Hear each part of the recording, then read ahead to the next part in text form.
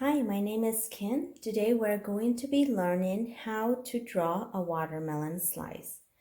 And what I have here are a Sharpie marker, some paint brushes, and watercolor, a sheet of watercolor paper. You can also use printer paper.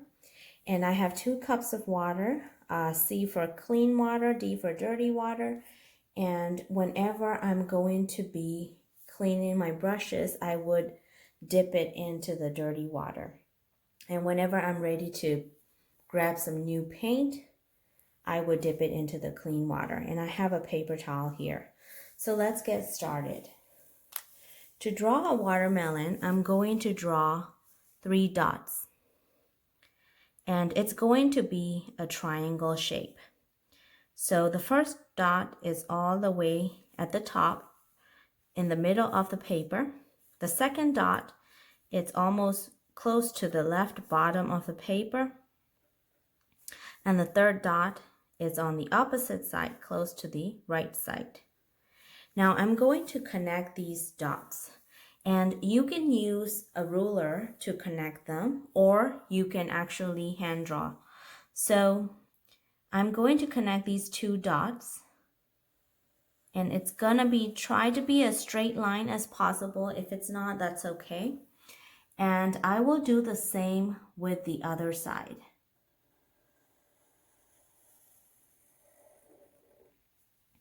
Now for the bottom, instead of drawing a straight line, I'm going to try to draw a curve. So you can try to eyeball it, and the curve should come closer to here and then lift off. So we'll do that.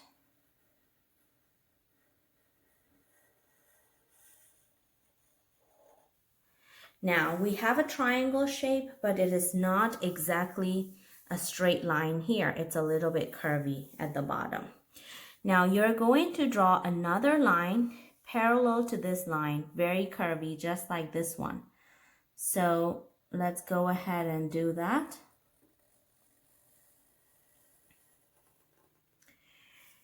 So this is our watermelon, and for the seeds, we're going to draw some teardrop shapes.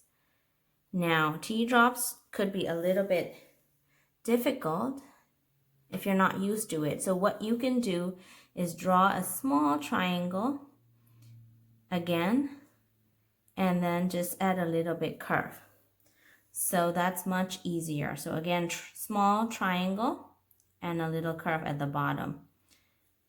Another small triangle and a little curve. So you can add as many seeds as you like here, and try to be random about it so that they're all over the place,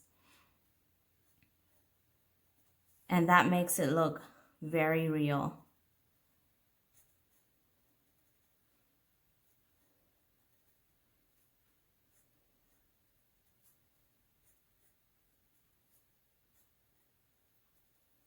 All right, so it looks like I have enough here, and so I'm gonna go ahead and use my watercolor. Now, if you don't have watercolor, you're welcome to use color pencils, crayons, or markers. And please take your time with the drawing. So if you need to pause the video for a few minutes to catch up, please go ahead and do that.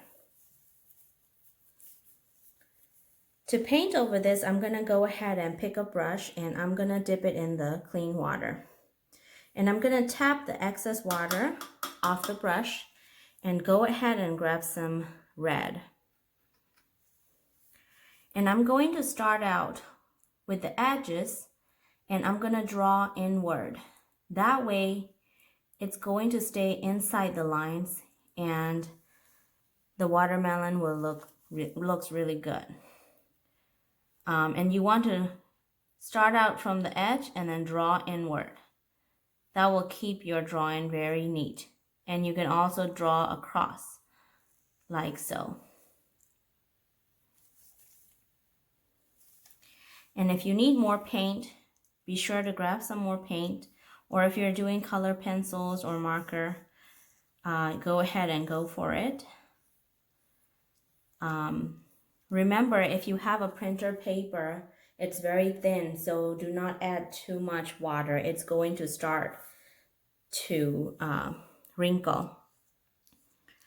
And the other tip I wanted to share with you is that watercolor looks vibrant when you're painting, but when it dries off, it's going to be very light. So if you really want a vibrant painting, you want to add more paint. So my brush is already dirty, so I'm going to go ahead and dip it in the dirty water because I wanted to grab some more paint. And I'm going to go ahead and finish up coloring this. And to get this even, I'm getting more paint and I'm just drawing this across. And I would always do the outline first and then color it inside.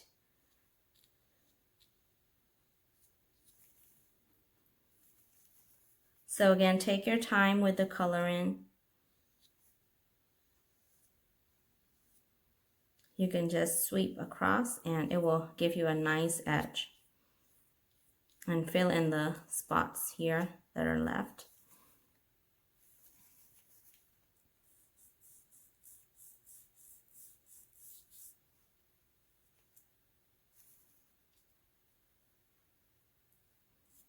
All right. So that looks pretty good. I can always add a little bit more paint to some areas to make it look a little bit darker. And that makes it more realistic.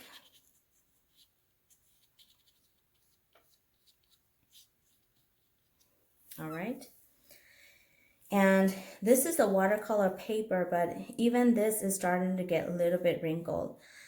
So we're going to not use too much water, but just when you do add water, you know, tap off the excess on the paper towel and go ahead and add some more if you need to. And once you're happy with what you have, you can go ahead and clean your brush in the dirty water. And go ahead and keep cleaning your brush and then tap off the excess and check to see if there's any color left on the paper towel. You should see nothing. And if you see something, go ahead and continue the procedure. Once you're ready and you have no color on your brush, you can move on to a clean water, tap off the excess, and we're gonna go with green. So I would go with this one.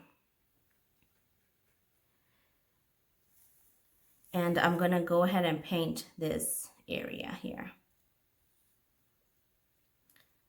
Go ahead and continue drawing this towards the right side. And be sure to just stay inside the lines if possible. And the way to do that would be to use the edges of your brushes, like outside edges. Rather than going on top like this, you want to slant your brush and go ahead and touch and draw. And when you do that, it will also give you a gradient. So the first one is sort of very light. And the next one that's coming up is a little bit darker. And if you want to make a little bit more shading, you can go ahead and rinse your brush, tap, and add a darker green to this end.